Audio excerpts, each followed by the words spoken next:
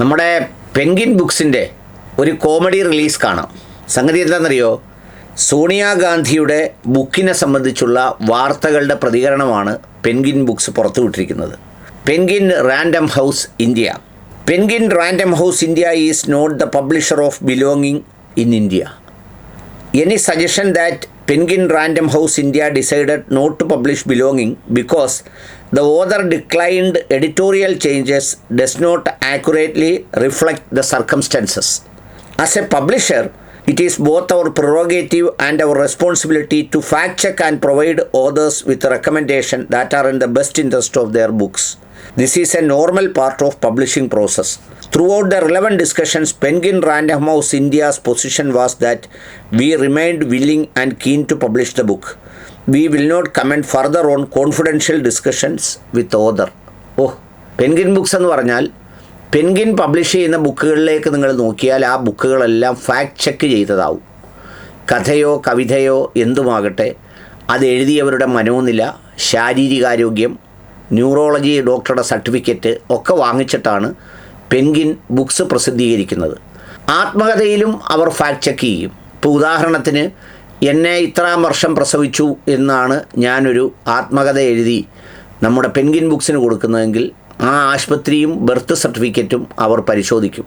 ഞാൻ ഇന്നാരുടെ മകനും മകളുമായിട്ടാണ് ജനിച്ചത് എന്ന് പറയുന്നെങ്കിൽ, അല്ലെങ്കിൽ ഇന്നാരുടെയൊക്കെ മകനായി എൻ്റെ ഉമ്മ ഇന്നതായിരുന്നു, ഉപ്പ ഇങ്ങനായിരുന്നു എന്ന് പറഞ്ഞാൽ അവരത് ഉറപ്പാക്കാൻ വേണ്ടി DNA ടെസ്റ്റ് നടത്തി അത് ഉറപ്പാക്കിയ ശേഷമാണ് പുസ്തകം പ്രസിദ്ധീകരിക്കുന്നതെന്ന് എല്ലാവരും അങ്ങ് വിശ്വസിച്ചോണം.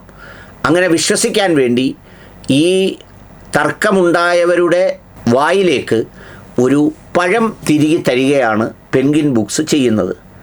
അവർ പറയുന്നത് അവരായിരിക്കില്ല ബിലോങ്ങിങ് എന്ന് പറയുന്ന സോണിയാഗാന്ധിയുടെ ആത്മകഥ അവർ പ്രസിദ്ധീകരിക്കുന്നത്. എന്താ കാരണം എന്ന് വെച്ചാൽ, the author declined the editorial changes. അതായത് അവർക്കൊരു എഡിറ്റോറിയൽ ഉണ്ട് ഈ പുസ്തകത്തിന്. ആത്മകഥയെ അവർ മാറ്റാൻ പറയും, ചില ഭാഗങ്ങളൊക്കെ ഒഴിവാക്കാനും എഡിറ്റ് ചെയ്യാനും പറയും. Not accurately reflect the circumstances. അതായത് സാഹചര്യങ്ങളെ അത് വിശദീകരിക്കുന്നില്ല. ഇപ്പോൾ ഉദാഹരണത്തിന് അവരെ ആരെങ്കിലും ദ്രോഹിച്ച സംഗതി പറഞ്ഞു, അത് വളരെ ഹൃദയസ്പർശിയായി അവർ പറഞ്ഞിട്ടുണ്ടെങ്കിൽ ആ സാഹചര്യം ഇപ്പോൾ പറയാൻ പറ്റിയതല്ല, അതുകൊണ്ട് അത് മിഴുങ്ങണം എന്ന് സോണിയാഗാന്ധിയോട് ആവശ്യപ്പെട്ടു. മിണുങ്ങാൻ പറ്റത്തില്ലെന്ന് സോണിയാഗാന്ധി പറഞ്ഞു. അപ്പോൾ അതുകൊണ്ട് ഇറ്റ് ഈസ് അവർ പ്രിറോഗേറ്റീവ്, അത് ഞങ്ങളുടെ ഒരു വലിയ ക്രെഡിബിലിറ്റിയും ഞങ്ങളുടെ ഒരു മുൻ നിശ്ചയവും ഒക്കെയാണ് ഫാക്റ്റ് ചെക്ക് ചെയ്യുക എന്നുള്ളത്. അതുകൊണ്ട് ഫാക്റ്റ് ചെക്ക് ചെയ്യാൻ അങ്ങനെ അവർ തയ്യാറാകാത്തത് കൊണ്ട് ഞങ്ങളിതിൽ നിന്ന് പിൻവലിച്ചു എന്നാണ് പെൻഗ്വിൻ ബുക്സ് പറഞ്ഞിരിക്കുന്നത്. ആരോടാണ് ഫാക്റ്റ് ചെക്ക് ചെയ്യാൻ പറഞ്ഞിരിക്കുന്നത്? ഫാക്റ്റ് ചെക്ക് ചെയ്യാൻ പറഞ്ഞത് സോണിയാഗാന്ധിയോടാണ്. ഇനിയൊരു കുറിപ്പ് കാണാം. ആ കുറിപ്പ് എഴുതിയത് സംസ്ഥാന റവന്യൂ വകുപ്പ് മന്ത്രി AP അനിൽകുമാറാണ്. ആ കുറിപ്പിൽ ഈ പെൻഗ്വിൻ ബുക്സ് പറഞ്ഞതിൻ്റെ വളരെ മനോഹരമായ കാവ്യാത്മകമായ മറുപടിയുണ്ട്. ചില ജീവിതങ്ങൾ പുസ്തകങ്ങളല്ല, ചരിത്രത്തിൻ്റെ കയ്യെഴുത്തുകളാണ്. ചില പുസ്തകങ്ങൾ വായിച്ചു തീർക്കാം, ചിലത് അടച്ചു വെക്കാം, ചിലത് തിരുത്തി എഴുതാം. പക്ഷേ ചില ജീവിതങ്ങളെ തിരുത്തി എഴുതാനാവില്ല. കാരണം അവയിലെ ഓരോ വരിയും മഷി കൊണ്ടല്ല എഴുതപ്പെട്ടത്. ചില വരികൾ കണ്ണീര് കൊണ്ടാണ്, ചിലത് ചോര കൊണ്ടാണ്, മറ്റു ചിലത് ജീവിതം മുഴുവൻ സഹിച്ച ത്യാഗങ്ങൾ കൊണ്ടാണ്. സോണിയാഗാന്ധിയുടെ belonging a journey of love അത്തരമൊരു പുസ്തകമാണ്. അതൊരു രാഷ്ട്രീയ നേതാവിൻ്റെ ആത്മകഥ മാത്രമല്ല. 1984 ഒക്ടോബർ 31 ഇന്ത്യയുടെ രാഷ്ട്രീയ ചരിത്രത്തിലെ ഏറ്റവും ഇരുണ്ട പ്രഭാതങ്ങളിലൊന്ന്.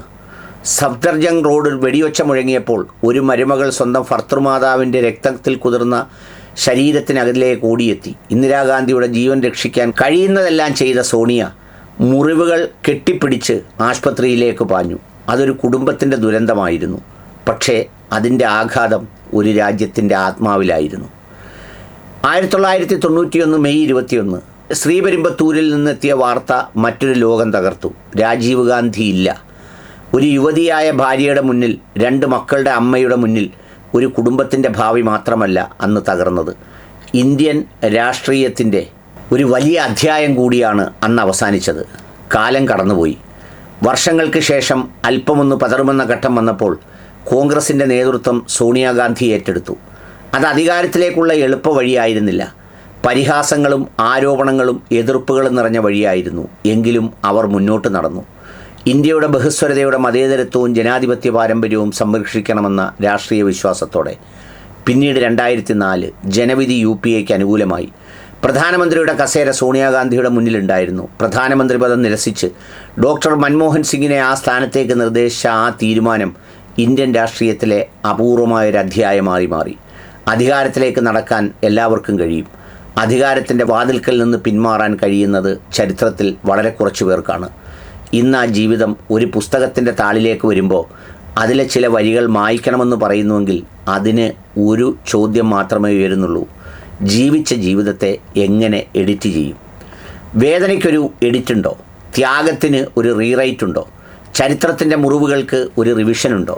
ഞാൻ അതിനോടൊപ്പം ഒരു കാര്യം കൂടി ചേർക്കുന്നു: അനുഭവിച്ച അപമാനങ്ങൾക്കും വേദനകൾക്കും ഒരു റീടേക്ക് ഉണ്ടോ? ഇല്ല.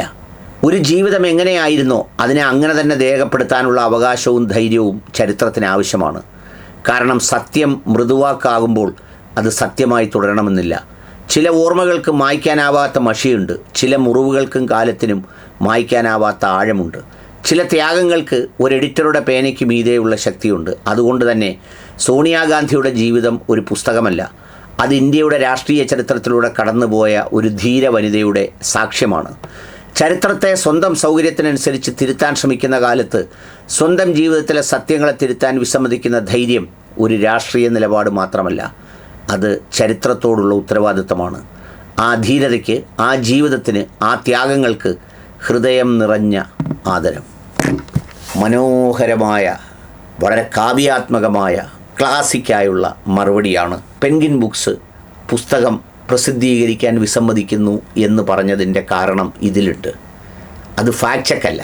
അത് വേദനിപ്പിക്കുന്ന ചില യാഥാർത്ഥ്യങ്ങളെ, ചില അപമാനങ്ങളെ, ചില തിരസ്കരണങ്ങളെ, ചില ആസൂത്രണങ്ങളെയൊക്കെ പ്രസിദ്ധീകരിക്കാൻ പെൻഗ്വിൻ ബുക്സിന് പേടിയുണ്ടാവും. അവരും കച്ചവടക്കാരല്ലേ.